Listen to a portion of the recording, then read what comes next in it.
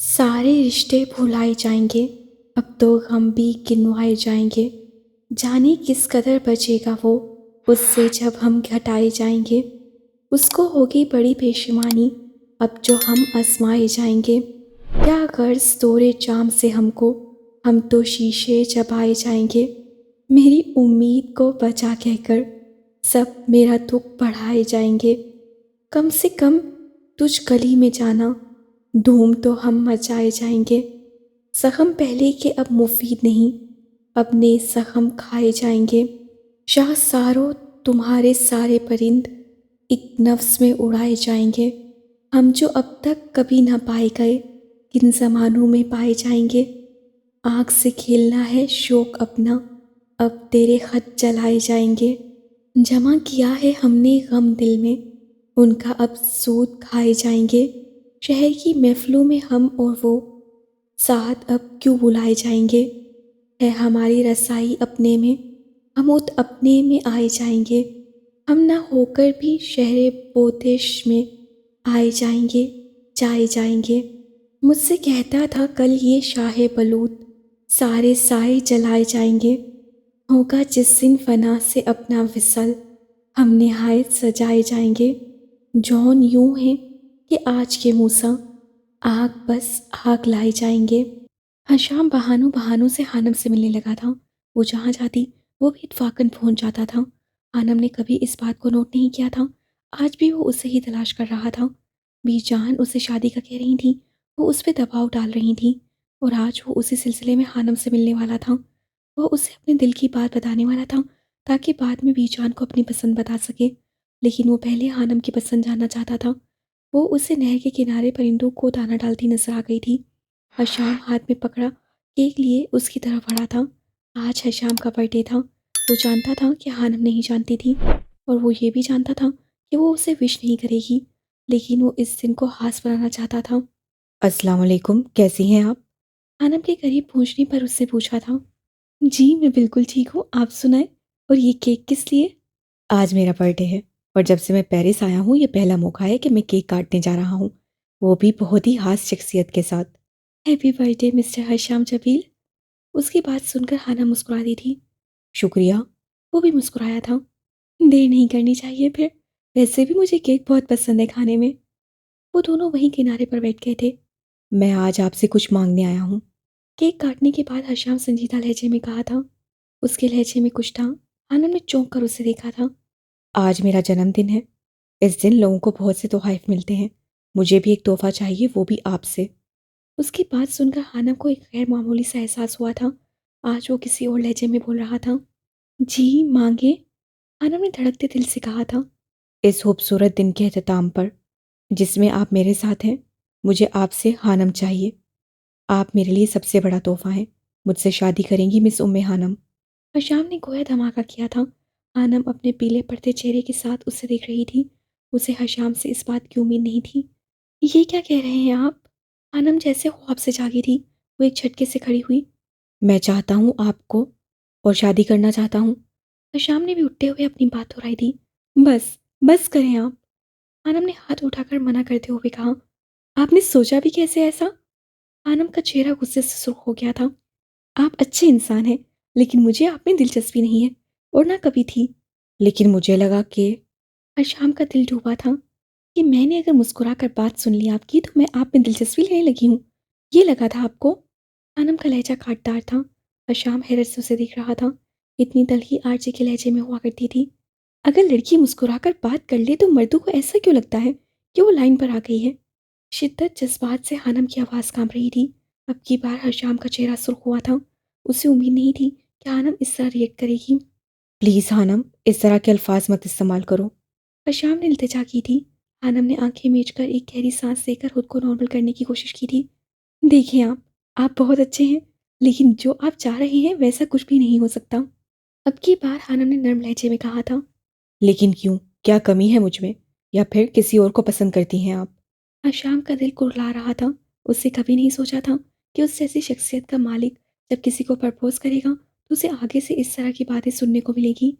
कोई कमी नहीं है आप में, और ना मैं किसी और को चाहती हूँ, लेकिन मैं किसी इंसान से रिश्ता नहीं बना सकती जो मुझे एक ऐसी शख्स की याद दिलाए जिससे मैं नफरत करती हूँ। आनंद ने साफ लहजे में कहा था। हशाम एक गहरी सांस लेकर रह गया था। इससे पहले हशाम कुछ कहता, सड़क किनारे माही की गाड़ी आकर रुकी थी। उसे हानम ने ही कॉल करके पिक करने को कहा था और फिर हशाम आ गया था। मुझे उम्मीद है आइंदा ये बात दोहराई नहीं जाएगी, वो कहकर गाड़ी की तरफ बढ़ गई थी। माही ने हानम को हशाम के साथ देख लिया था। वो फटी फटी आंखों से दोनों को देख रही थी। उससे कभी ख्वाब में भी नहीं सोचा था कि वो दोनों एक साथ होंगे। हशाम खामोशी से उसे जाते देख रहा था। गाड़ी का शीशा नीचे किए माही हैरत और खौफ के तासुरात से उसे ही देख रही थी। क्या हानम माहिन की कज़न है? वो हैरत से सोच रहा था। उसे कुछ देर पहले हानम ने बताया था कि उसे उसकी कज़न लेने आ रही थी। हानम गाड़ी में बैठ चुकी थी और फिर माही गाड़ी बढ़ाकर ले गई थी। वो थक हार कर वहीं बैठ गया था। कितना होश था आज वो, और क्या हुआ था उसके साथ। वो मजबूत असाब का मालिक था, लेकिन उससे अपने अंदर दिल को रोते महसूस किया था। शायद वो जान नहीं पाया था कि उसका रवैया माही को कितनी तकलीफ देता था। सब खत्म हो गया था। वो अच्छे से जानता था आनंद की ना कभी हाँ में नहीं बदलने वाली। आप दुखा तो रहे हैं दिल, मगर ख्याल कीजिएगा खुदा को पता ना चले। तुम हशाम को कब से जानती हो हानम? माही की आवाज़ पर हानम ने चौंक कर उसे देखा था। काफ़ी सालों पहले पाकिस्तान में मुलाकात हुई थी, लेकिन जान पहचान अभी कुछ दिन पहले यूनिवर्सिटी में हुई है। हानम ने साफ साफ बता दिया था। माही का दिल धड़क रहा था। आज उनका बर्थडे था? माही का सवाल था। हाँ, हानम बस इतना ही कह पाई थी। वह शाम वाले मौसम पर बात नहीं करना चाहती थी। उसे सर दर्द उठता महसूस हो रहा था। माही का दिल कट कर रह गया था। ये वो भी जानती थी कि आज हशाम का बर्थडे था और वो उसे सुबह सबसे पहले विश कर चुकी थी। लेकिन हशाम ने उसके मैसेज का जवाब देना भी ज़रूरी नहीं समझा था और खुद हानम के साथ केक काट रहा था। माही ने आंखों में आई नमी को मुश्किल से अंदर की तरफ खींचा था। लेकिन तुम उसे कैसे जानती हो? अचानक हानम को एहसास हुआ तो उससे पूछा था। बाबा के बिजनेस पार्टनर का बेटा है। कुछ दिन पहले मैं उसी के साथ मीटिंग के लिए गई थी। माही के लहजे में नमी सी घुल गई थी, जिसे हानम ने साफ महसूस किया था। लेकिन वो कुछ ना बोली। उसने फैसला कर लिया था, आज के बाद वो हशाम जबील की बात नहीं सुनने वाली थी। वो रात हशाम के लिए बहुत बुरी गुजरी थी। बेशक वो ऐसी बातों को लेकर ज़्यादा जज्बाती नहीं होता था। बेशक वो उसे काफ़ी सालों से चाहता आ रहा था, लेकिन उसके लिए सबसे ज़्यादा अहम उसकी बीजान थी, जो बहुत अच्छी थी और उससे बहुत प्यार करती थी। मोहब्बत के मामले में ज़बरदस्ती नहीं चलती। ये बात हशाम जान चुका था। वो जैसे माही को अपना नहीं सका, वैसे ही हानम ने उसे अपनाने से इनकार कर दिया था। दिल तो टूटा था उसका, जैसे वो माही का तोड़ता, लेकिन उससे रोया नहीं जा रहा था। मैंने तुम्हारे लिए सारा को पसंद कर लिया है हशाम। वो बहुत अच्छी लड़की है और सबसे बढ़कर मेरी अपनी भांजी है। जान ने गोया बम फोड़ा था। लेकिन बीजान, वो कुछ कहना चाहता था। लेकिन क्या हशाम, कोई और पसंद है तुम्हें तो बताओ। लेकिन याद रखना, जो भी पसंद हो मुझे कबूल होगी। बस वो सैयद खानदान से हो। तुम अपने खानदान की रवायात को अच्छे से जानते हो। ईशान की बात सुनकर वो असलियत से आंखें मीच गया था। वो हर तरफ से फंसा हुआ था। सबसे पहले तो खानम इनकार कर चुकी थी। अगर वो मान भी जाती तो छोटे बाबा साईं यानी सैयद जबली कभी ना मानते। उसे समझ नहीं आ रहा था कि वो क्या करे। मैं कुछ पूछ रही हूँ हशाम, बीजान की आवाज़ उभरी थी। मुझे सोचने के लिए कुछ वक्त चाहिए बीजान। कितना वक्त? और बात सालों पर ना जाए। मैं अब तुम्हारे सर सेरा देखना चाहती हूँ। तुम्हारी उम्र की सभी लड़कियों की शादी हो चुकी है, बस एक तुम ही रहते हो। बीजान का अंदाज हुक्मिया था। वो रिश्तों में बना लड़का, जिसके लिए रिश्ते उसकी मोहब्बत से ज़्यादा मायने रखते थे। वो कभी बगावत नहीं कर सकता था।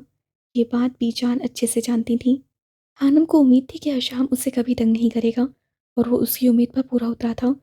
2 महीने गुजर चुके थे। उसका हशाम से दोबारा सामना नहीं हुआ था। उसके आखिरी सेमेस्टर के पेपर भी ख़त्म हो गए थे। वो उस दिन कुछ किताबें इशू करवाने के लिए सिटी लाइब्रेरी आई थी। काफ़ी देर ढूंढने के बाद भी उसे अपनी मतलूबा किताब नहीं मिली थी। आनम झुंझलाते हुए काउंटर पर मौजूद लाइब्रेरियन के पास गई थी, लेकिन जैसे ही वो काउंटर पर पहुंची, उसे वहां अपनी मतलूबा किताब रखी नजर आ गई थी। मुझे ये किताब चाहिए, उसने वहां बैठे लड़के से कहा। ये किताब तो आपसे पहले कोई और इशू करवा चुका है। किससे इशू करवाई है? आनम पूछ रही थी। हशाम बिन जबील, वो फ़ोन सुनने बाहर गए हैं। लड़के ने कहते हुए ग्लास डोर से बाहर की तरफ इशारा किया था। ओके, मैं उनसे बात कर लेती हूँ। हनम बाहर निकल आई थी। उसे हशाम फ़ोन कान से लगाए बात करते हुए नजर आ गया था।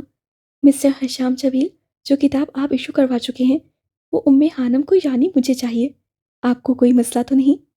वो उसके पीछे खड़ी ऊंची आवाज़ से बोल रही थी। हशाम करंट खाकर पलटा था। उससे हैरत से हानम को और फिर घबरा कर फ़ोन को देखा था। मैं वो किताब ले लूँ? हानम ने दोबारा पूछा था। हशाम ने फ़ौरन फ़ोन बंद किया था। उसकी इस हरकत को हानम ने महसूस किया था। वो आज उसे 2 माह बाद देख रहा था। लहजा वही हुक्मिया था। आप कुछ भी मांग लें, हशाम जब भी इनकार नहीं कर सकता। वो चमकती आंखों से कह रहा था। और कुछ नहीं चाहिए, सिर्फ किताब। आप आकर लाइब्रेरियन से बात कर लें। वो गोया हुक्म देती अंदर की तरफ बढ़ गई थी। हशाम मुस्कुराकर रह गया था। वो लड़की हुक्म देने के लिए बनी थी। वक्त कैसे गुजरता है कुछ पता ही नहीं चलता। ऐसा लगता था जैसे अभी कल ही की बात थी, जब यूनिवर्सिटी में उनकी क्लास का पहला दिन था। और अब वो लोग अपने कोर्स के 2 साल भी पूरे कर चुके थे। इंसान जिन लोगों के साथ रहता है, वक्त गुजरने पर उनसे उनसियत हो ही जाती है। कुछ ऐसा ही खानम के साथ हुआ था। मैरी पूरी क्लास को लेकर कॉफ़ी शॉप पर आया था। ये वो कॉफ़ी शॉप थी जहाँ वो जॉब करता था। उसे पहली तनख्वाह मिली थी और उसी खुशी में वो अपनी क्लास को उसी शॉप में कॉफ़ी पिलाने लाया था। उस शॉप में उसकी अल्फ्रेड से बहुत अच्छी दोस्ती हो गई थी। खानम उस कॉफ़ी शॉप को पहले से जानती थी। वो पिछले 6 माह से उस शॉप पर आ रही थी। उसे यहाँ की चाय, जो एल्फ्रेड खास तौर पर उसके लिए बनाता था, बहुत पसंद थी। क्लास ने पूरी शॉप में शोर-गुल मचा रखा था। क्लास के लड़के-लड़कियां खुले दिल से कॉफ़ी की तारीफ़ कर रहे थे, जो मैडी ने अपने हाथ से सबके लिए बनाई थी। वो स्टूडेंट्स के दरमियान गिरा, सीने पर हाथ रखकर सर झुका-झुका कर शुक्रिया अदा कर रहा था। आनम की नज़रें आज भी शॉप से बाहर थीं। बाहर सड़क पर चलती गाड़ियाँ उससे अच्छी लग रही थीं। उससे स्याह रंग की जीन्स पर घुटनों तक आती लंबी कमीज़ पहनी हुई थी, जिस पर टखनों से थोड़ा ऊपर तक आता ऊनी कोट पहन रखा था। सर पर ऊनी टोपी थी, जिसने उसके बालों को छुपा रखा था। उसके सामने रखे कप से धुआं उठ रहा था। अचानक ही उसे अजीब सी बेचैनी शुरू हो गई थी। उसे खुद पर किसी की नज़रों की तपिश महसूस हुई थी। आनंद ने चौंक कर शॉप में मौजूद लोगों पर नज़र उड़ाई थी। अचानक उसकी नज़र एक कोने में रखी मेज़ पर बैठे शख्स पर पड़ी थी। उसका चेहरा हुड्डी से छुपा हुआ था। आनंद के देखने पर वो चेहरे का रुख मोड़ चुका था, जिस तरह वो बैठा था। आनंद को सालों पहले क्लास के आखिरी बेंच पर बैठा शख्स याद आया था। आरजे, उफ, मैं भी क्या सोच रही हूँ। आनंद ने अपनी ही सोच पर खुद को टोकता था। कितनी ही देर कॉफ़ी और माहौल से लुफ्तअंदोज़ होने के बाद उसकी पूरी क्लास के स्टूडेंट्स जा चुके थे। कुछ सोचकर हानम भी शॉप से बाहर निकल आई थी। एंजल, मैडी उसके पीछे लपका था। इन 2 अढ़ाई सालों में उसकी मैडी से काफ़ी बेतकल्फ़ी हो गई थी। मैडी तो उसे अपनी सबसे अच्छी दोस्त मानता था। तुम अकेली जाओगी घर? मैं तुम्हें छोड़ देता हूँ। हानम के रुकने पर मैडी ने कहा था। मैं कोई बच्ची नहीं हूँ मैडी, पिछले 2.5 साल से मैं पेरिस में आवारागर्दी कर रही हूँ और तुम मुझे घर छोड़ने की बात कर रहे हो। वो हंसी थी। ये बात वाकई सच थी। जैसे उससे पहले 2 साल घर में बंद रहकर गुजारे, वैसे ही अब उससे ये 2.5 साल पेरिस की सड़कों पर घूमते गुजारा था। लेकिन फिर भी अपनी शॉप सँभालो, मैं चली जाऊँगी। वो मुस्कुराकर कहती आगे बढ़ गई थी। वो दोनों सड़क के दरमियान खड़े थे। ट्रैफ़िक ज़्यादा नहीं थी और उस सड़क पर बहुत ज़्यादा गाड़ियाँ नहीं होती थीं। जैसे ही मैडी मुड़ा, सामने से आती डबल डेकर बस को देखकर उसके होश उड़ गए थे। बस काफ़ी स्पीड से आ रही थी। वो उछलकर साइड पर हुआ था। लेकिन ये क्या, बस का रुख भी उसकी तरफ हो गया था। मैडी ने चिल्लाते हुए जिस तरफ को भी होता था, बस का रुख भी उसी जानिब हो जाता था। लोग तमाशा देख रहे थे। बस और उसके दरमियान थोड़ा सा फासला रह गया था। इससे पहले कि बस उसे उड़ाती, किसी ने उसे बाजू से पकड़कर खींचा और बस जिस जगह पर वो एक पल पहले खड़ा था, वहाँ से गुजरकर थोड़ा आगे जाकर रुकी थी। मैडी ने डरते डरते आंखें खोली थी और फिर अपने सामने खड़े शख्स को देखकर डर कर पीछे हुआ। वो एक लड़का, जिसने हुडी पहनी हुई थी और उसके गाल पर जले हुए का निशान था। लड़के ने दोनों हाथ उठाकर उसे रिलैक्स रहने का इशारा किया था। सॉरी ब्रो, गाड़ी में कुछ मसला हो गया था, ब्रेक नहीं लग रही थी। तुम्हें इस शख्स का शुक्रिया अदा करना चाहिए, जिसने मुझे जेल जाने और तुम्हें हेवन में जाने से बचा लिया। बस से एक आदमी ने उतर कर कहा था। बहुत बहुत शुक्रिया। मैडी ने उस झुले हुए चेहरे वाले लड़के का हाथ थाम कर कहा था। मैडी एक जज्बाती लड़का था और उसके साथ साथ वो बहुत प्यार करने वाला एक अच्छा इंसान था। वैसे तो वो बहुत चालाक और शरारती मशहूर था, लेकिन वो नहीं जानता था कि वो इतना बड़ा ही बेवकूफ़ भी था। तुम्हारा नाम क्या है? मैडी ने पूछा था। मेरा नाम मून है और मैं बोल नहीं सकता। लड़के ने फटाफट अपने मोबाइल निकालकर उस पर टाइप करके बताया था। उसे अंदाज़ा हो गया था कि मैडी को इशारों की ज़बान समझ नहीं आने वाली थी। ओहो, आओ अंदर आओ। मैडी उसे लेकर शॉप के अंदर आ गया था। वो उसका एहसानमंद था। कहाँ रहते हो तुम?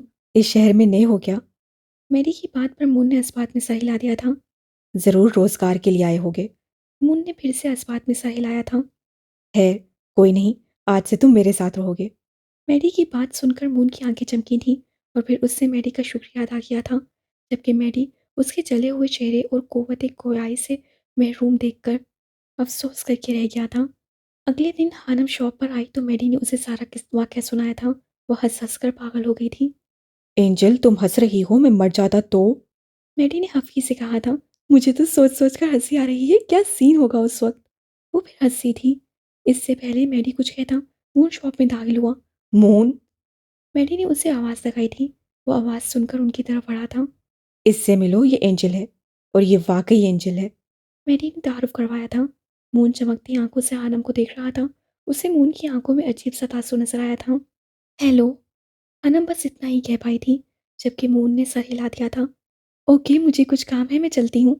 अनम उठ खड़ी हुई थी। वो दोनों उसे जाते देख रहे थे। तुम्हारा नाम मून क्यों है? अनम के जाने के बाद मैडी ने पूछा था। क्योंकि मेरे चेहरे पर दाग है और दाग तो मून पर ही होता है। मून ने टाइप करके उसे बताया था, जबकि मैडी नासमझी से गर्दन हिलाकर रह गया था। और फिर एक नया सिलसिला शुरू हो गया था। जब हानम शॉप में आती तभी मून आ जाता था और उसके जाने के बाद चला जाता था। वो जहाँ भी जाती थी वो उसका पीछा करता था। वो सारा दिन गायब रहकर रात को मेडी के घर पहुँचता था। हानम का पीछा करने वाली बात सबसे पहले एल्ब्रेट ने नोट की थी। मुझे लगता है वो एंजल में दिलचस्पी ले रहा है। इससे पहले वो कदम उठाए, तुम्हें कुछ करना चाहिए। एल्ब्रेट की बात ने मेडी को सोच में डाल दिया था। वो खुद डिज्नीलैंड पर हानम के पीछे मून को देख चुका था। उसे एहसास हो रहा था जैसे उससे मून को अपने पास रखकर बहुत बड़ी गलती कर दी थी। इससे पहले मून कुछ करता, मैडी ने हानम को प्रपोज कर दिया था। उसकी बात सुनकर हानम कितनी देर हंसती रही थी। शायद तुम उम्र में भी मुझसे छोटे हो मैडी, तुमने ऐसा क्यों सोचा। वो पागलों की तरह हंस रही थी। जी नहीं, मैं छोटा नहीं हूँ। तुम हो मैडी, क्योंकि मैंने अपने 2 साल ज़ाया किए हैं। कुछ भी हो, तुम मुझे अच्छी लगती हो एंजल। वो मुंह फुलाए कह रहा था। और जो लोग अच्छे लगते हैं उनकी खुशी का ख्याल रखना चाहिए। और मेरी खुशी ये है कि आइंदा तुम ऐसी बात ना करो। समझ आई ना। वो बात के आखिर में संजीदा हो गई थी। मैडी दिल महसूस कर रह गया था। उस रात वो बहुत दुखी था और फिर घर जाते हुए उसे किसी ने पूरी तरह से पीटा था। कोई कह रहा था कि उसकी एंजल को प्रपोज क्यों किया। मैडी तो पूरी तरह से डर गया था। जब वो घर पहुंचा तो मून सोफे पर लेटा टीवी देख रहा था। उसे एक पल के लिए मून पर शक हुआ था, लेकिन वो तो बोल ही नहीं सकता था। मैडी का खून खोल कर रह गया था, लेकिन वो कुछ नहीं कर सकता था। हानम ने भी अपने इर्द गिर्द मून की मौजूदगी को महसूस किया था। ना जाने क्यों उसे मून के चेहरे से खौफ आता था। वो उसे अच्छा नहीं लगता था और सर्द आंखों से देखना हानम को अपनी रीढ़ की हड्डी में सनसनाहट सी होती महसूस होती थी। वो कुछ कह भी नहीं सकती थी। उस रोज़ तो हानम का सब्ती जवाब दे गया था। भाप उड़ाती कॉफ़ी के कप को उससे उठाकर जैसे ही लबों से लगाया, उसकी नज़र एक कोने में बैठे शख्स पर पड़ी थी, जो उसे ही देख रहा था। नज़रें मिलने पर वो गड़बड़ाकर चेहरे का रुख मुड़ गया था। आनम की तेवरी चढ़ी थी। उससे कप को मेज़ पर पटका और फिर अपनी जगह सुटने के बाद कदम उस शख्स की तरफ बढ़ा दिए थे, जिसका चेहरा आधा छुपा हुआ था। ये शख्स ना जाने क्यों उसका पीछा करता था। आनम को उससे हद दर्जे की कोफ्त होती थी। आज तो उससे साफ साफ बात करने का फैसला किया था। आनम को अपनी तरफ आता देखकर वो संभल कर बैठा था और इस तरह ज़ाहिर करने लगा जैसे वो उसे जानता ही ना हो। Excuse me. पास जाने पर हानम ने सख्त से लहजे में उसे पुकारा। वो चाय पीने में ऐसे मगन था जैसे सुना ही ना हो। मिस्टर मून, आप गूंगे होने के साथ साथ बहरे भी हैं क्या। उसकी बात पर मून ने चौंक कर अपने सामने खड़ी एंजल को देखा था। वो इस वक्त एंजल कम और डाइन ज़्यादा लग रही थी। मून ने उसके बहरा कहने पर बुरा सा मुंह बनाया था। यस। आंखों से इशारा किया गया था कि बोलिए, आप मेरा पीछा क्यों करते हैं। मैं जहाँ जाऊँ आप वहाँ क्यों मौजूद होते हैं। वो गुस्से से पूछ रही थी। नो। मून ने नफ़ी में सा हिलाया, जैसे कह रहा हो कि मैंने ऐसा कुछ नहीं किया। ओह, तो आप झूठ भी बोलते हैं। एंजल ने दोनों हाथों को जरा ओसा ऊपर कर उठाकर खालिस ब्रिटिश लहजे में कहा था। नो। मून ने फिर नफ़ी में सा हिलाया था और होंठों पर आई मुस्कुराहट को मुश्किल से जब्त किया था। लिसन मिस्टर मून, अगर आप आइंदा मुझे अपने आसपास नजर आए ना, तो ये गरम गरम चाय का कप मुंह पर गिराकर जो आधा चेहरा बचा हुआ है ना, वो भी जला दूंगी। या फिर वो जो सामने गुलदान नजर आ रहा है ना, वो उठाकर सर में मारूंगी। समझ आई। उसकी धमकी सुनकर मून की आंखें हैरत से फटी की फटी रह गई थीं। वो इतनी खतरनाक कब से हो गई थी। मून को हैरत हुई। समझ आ गई ना? उसके खामोश रहने पर एंजल ने दोबारा पूछा था। नो। वो एक बार फिर सर नफ़े में हिला चुका था, जबकि एंजल गुस्से से मुट्ठियां भींचती वहां से चली गई थी। उसके लंबे ओवरकोट के पीछे इंग्लिश में ब्रोकन एंजल लिखा था। जिन्हीं के साथ गाए गए गाने के अल्फाज उसके जहन में गूंज गए थे, और फिर उसकी धमकी को याद करके वो खुलकर मुस्कुरा दिया था। वो आखिरी दिन शायद हानम की धमकी काम कर गई थी। उस दिन के बाद उसे मून कहीं भी नजर नहीं आया था। वो लॉन्च में सोफे पर एला की तरह टांग पर टांग जमाए बैठी नूडल्स खाने में मगन थी, जब माही की आवाज़ से उसे चूकने पर मजबूर किया था। ये आप क्या कह रहे हैं बाबा? मैं इंसान हूँ, कोई चीज़ नहीं जिसे आप अपने बिजनेस की नज़र कर देंगे। वो लॉन्च में टहलते हुए गुस्से से कह रही थी। मैं ये शादी हरगिज़ नहीं कर सकती। मैं अपनी पसंद से शादी करना चाहती हूँ, और ये आप अच्छे से जानते हैं। ये माही किस लहजे में बात कर रही है? इसने तो ऐसे कभी अंकल से बात नहीं की। आनम को हैरत हो रही थी। आपका बिजनेस डूबता है तो डूबे। मैं किसी ऐसे इंसान से शादी नहीं कर सकती जिसे मैं जानती तक नहीं। वो ऊंची ऊंची आवाज़ से बोल रही थी। लूसी माँ, हलीमा बी और हानम तीनों हैरत से उसे देख रही थी। आप ठीक समझ रहे हैं बाबा, मैं बहुत बदल गई हूँ। तो मैं क्या करूँ? अगर आपकी तबीयत खराब है, मैं कुर्बानी नहीं दे सकती। माही की एकतरफा बात सुनकर हानम को तो गोया अछू ही लग गया था। उसे यकीन नहीं हो रहा था कि वो माही ही थी जो इस तरह से बोल रही थी। अगर आपको याद हो तो आपकी दो बेटियां और भी हैं। आपको कुर्बानी के लिए मैं ही क्यों नजर आई हूँ? आप अपनी दूसरी बेटियों से कुर्बानी मांग ले। मुझे उम्मीद है वो इनकार नहीं करेंगी। माही एक एक लफ्ज़ चबाकर कहती हानम पर एक सर्द सी नज़र डालकर अंदर जा चुकी थी, जबकि हानम को तो जैसे सकता हो गया था। ये क्या हो गया है माही को? वो सोच रही थी। इससे पहले कि वो किसी नतीजे पर पहुंचती, उसके सामने मेज़ पर रखा फ़ोन बजा था। हानम एकदम चौंकी थी। आसिया बेगम की कॉल थी। हानम ने फ़ोन उठाने के बाद सलाम किया था। मैं तुमसे कुछ मांगने जा रही हूँ हानी। मुझे उम्मीद है तुम इनकार नहीं करोगी। आसिया बेगम की आवाज़ से परेशानी झलक रही थी। हानम का दिल ज़ोर ज़ोर से धड़क रहा था। उसे किसी अनहोनी का एहसास हो रहा था। बेटा, हमदान के एहसानात का बदला चुकाने का वक्त आ गया है। तुम्हें कुर्बानी देनी होगी। क्या तुम इसके लिए तैयार हो? आसिया बेगम पूछ रही थी। अम्मी, साफ साफ बात करें। मेरा दिल घबरा रहा है। किस कुर्बानी की बात कर रही हैं आप? हानम को अपने अंदर खोल उठते महसूस हो रहे थे। जाने आसिया बेगम उससे क्या मांगने वाली थी। हमदान के बिजनेस में कोई मसला हो गया है। पूरी बात तो मैं भी नहीं जानती, लेकिन अगर हम उन लोगों से रिश्ता बना लें तो ताल्लुकात मज़ीद मस्तूर होंगे, और हमदान की सालों की मेहनत डूबने से बच जाएगी। आसिया बेगम ने अपने इल्म के मुताबिक खानम को सब बता दिया था। लेकिन अम्मी, कौन लोग हैं ये? वो हैरानी से पूछ रही थी। ये तो मैं भी नहीं जानती, लेकिन लड़का अच्छा है। माही ने तो इनकार कर दिया है। वो किसी सूरत भी ये शादी नहीं करेगी। अब हमारी उम्मीद तुम हो। आसिया बेगम की बातों ने हानम के सर में दर्द कर दिया था। शाम तक अच्छे से सोच लो फिर बताना, लेकिन मुझे उम्मीद है कि तुम्हारा जवाब हाँ में होगा। वो अपनी सुनाकर फ़ोन बंद कर चुकी थी, जबकि वो हैरान से बैठी रह गई थी।